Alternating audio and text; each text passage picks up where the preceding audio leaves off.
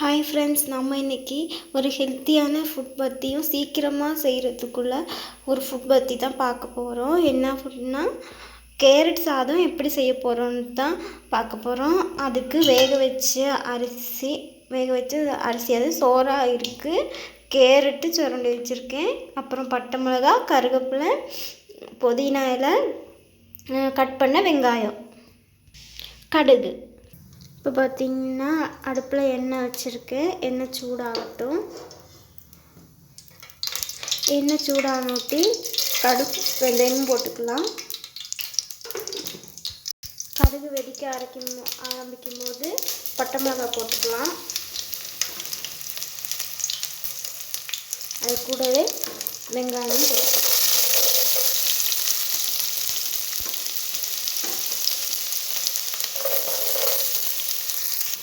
கிண்டி விட்டுருங்க. இப்போ இது கூடவே கருவேப்பிலை, கொத்தமல்லி,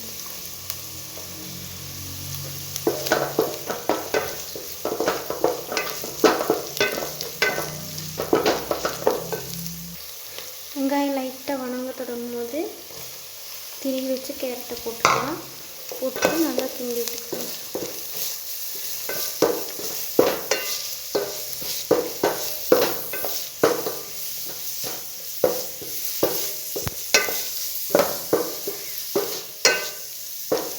வேகட்டும். லைட்டாக உப்பு போட்டுக்கலாம்.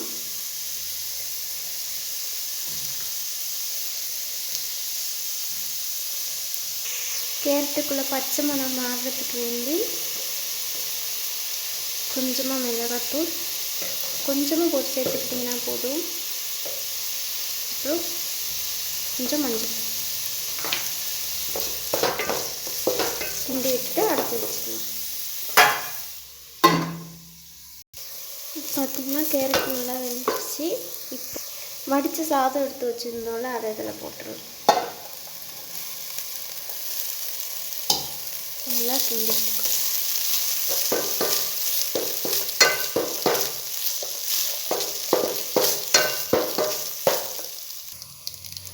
பார்த்திங்கன்னா சூப்பராக இருக்குது. பார்க்கவே அழகாக இருக்குது.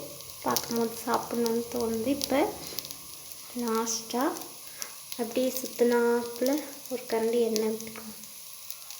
இப்போ இன்னும் இதுக்கு டேஸ்ட்டு கொடுக்கும். புதினா போட்டுக்கலாம்.